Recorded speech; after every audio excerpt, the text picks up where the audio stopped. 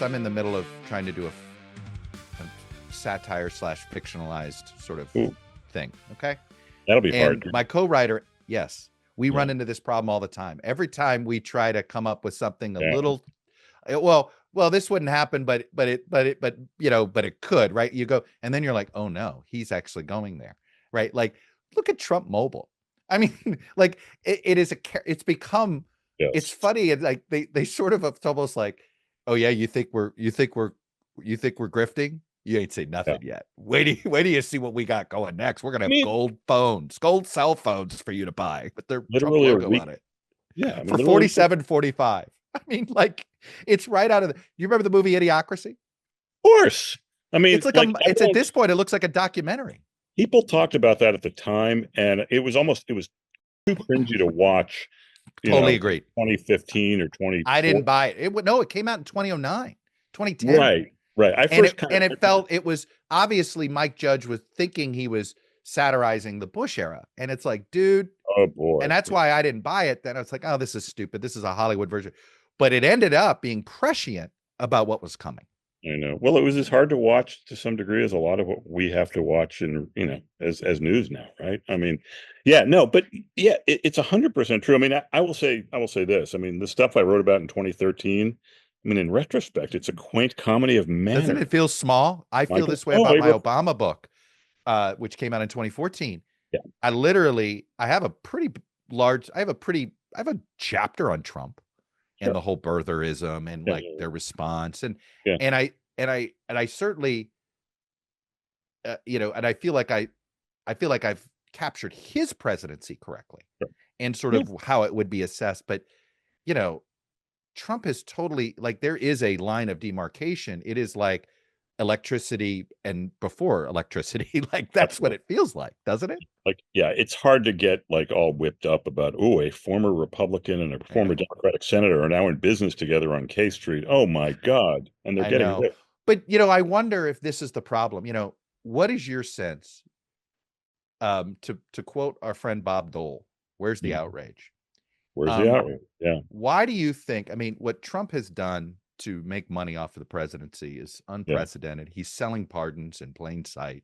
My favorite, when Mike Johnson says the difference between Biden and Trump is that Biden hid it and Trump does it out in the open and so everybody can see it. You're like, oh, if I shoplift and wave to the camera as I'm walking out the store, does that make me they'll spare you. More honest shoplifter, right? Yes. We'll vote for president. But why do you, my wife's thesis as to why there's no outrage is it means the voters assumed they were all corrupt to begin with. Well, I think that was Trump's whole thing. I mean, Trump's whole thing is, I'm not that corrupt. Everyone else is. I know the system. I mean, that was kind of his. Well, now he's pardoned anybody that's committed a crime remotely similar to what he's been accused of. Have you noticed this? I mean, literally, every pardon is somebody who has done something he's been accused of. Anyone who is charged with anything or convicted of anything can just go out and say, "Oh, I now see weaponization firsthand, like President Trump experienced." Boom, you're pardoned. Bob Menendez is basically screaming this. It's like, the Justice Department has been unfairly targeting me. It's he's screaming for his. There's a whole list of people who, Eric Adams, another one, like this guy Carlos. I'm sure. How many gold bars do you think it'll take to get the Menendez pardon? I don't know. He's running out of time. I'm surprised. I mean, apparently Trump has a real bee in his bonnet because he voted for conviction on a couple times. So, by the way, if you're Trump, do you blame him? You're like, well, it's quid pro quo. Absolutely. No. I mean, I don't mean to be cynical about this, but when you're dealing with nefarious people, don't be surprised if they deal with you in the same nefarious way you behaved.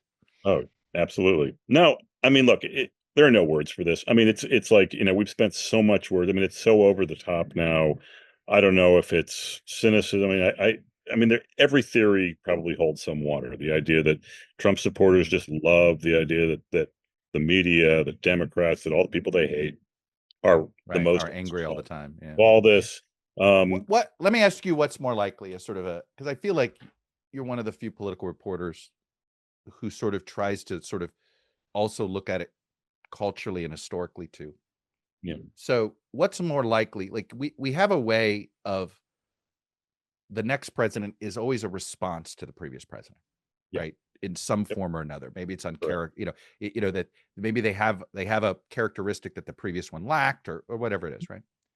Are we more likely, is the next guy, the next person who succeeds Trump? Hmm. And let's look at it from if the next Democratic elected president, the next president that is not from Trump's party, Yep. whether it's a Democrat or an independent, is it going to be somebody that shares some of the characteristics of Trump, meaning kind of a salesman-like, kind of a Oh P.T. yeah. Barnum, willing to sort of, you know, there's, willing to have coffee clutches, frankly, something in between Bill Clinton and Donald Trump? Yeah. Or are Yeah. we more likely to have a school marm to sort of recover and repair from the damage Trump did? Probably some hybrid. I mean, I think, I probably, I mean, the easy choice now, but well, a good centrist governor like Roy, Andy Beshear should step I in. don't know if But I this do, is about ideology as no, much I as it don't is either. about something else. Yeah. I think Trump actually, there are a couple, well, first of all, I'm of the belief that Trump's singular talent is not remotely transferable inside the Republican Party. I think, Oh, I if agree with JD that. Vance tries to be Ron DeSantis too, or Donald Trump Jr. tries to be, I don't know, Marjorie Taylor Greene too, or whatever. I just don't see that transferring at all once he leaves the stage. I think there are some real lessons that can be learned from Trump's success that Biden should have learned, but it was incapable of. One, I Mhm, mean, shamelessness is a superpower. mhm. It's okay to boast. It's okay to be over the top and stuff. I mean, yeah, Joe Biden would be I mean, it's okay to kind of be laughed at because I mean, a lot of Trump supporters, Bill Clinton was good at this. He understood that line. absolutely, he And was the and best. by the way, people in He our never had. roles, we were younger then, but people in our roles would sometimes be critical of Clinton's behavior.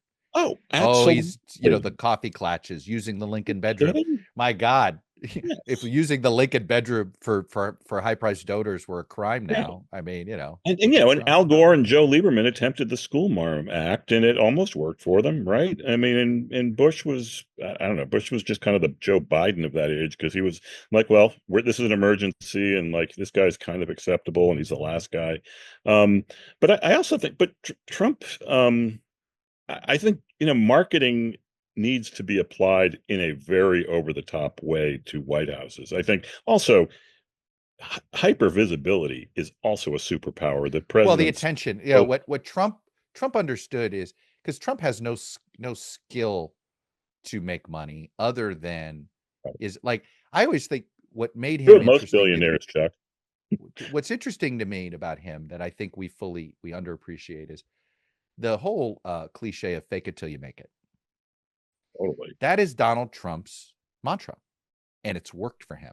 And the I mean, American dream, I think when some people hear the phrase American dream, that's what they think of. Hey, this is absolutely. the only country where you can fake it and make it. You Yeah, don't I mean, have to have a discernible skill.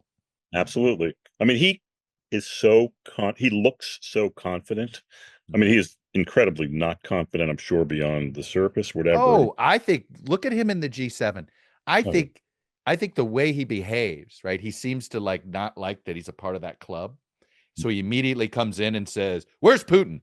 You guys shouldn't have kicked Putin out," right? Like, so he immediately wants to make it clear, I'm the skunk, and Yep. I don't care that I'm the Yep. skunk. And now I'm Smell me leaving. anyway, right? Yeah, Smell the correct. glove. No, correct. No, I agree. No, but Americans, I think, and even like I remember before I knew what Trump was about, I always found him compelling because boy, did he look sure. He looked like he knew what he was doing. He looked like he was sure of what he was going, and he speaks with an authority that, My again, investigators, you won't believe what they're finding in Honolulu.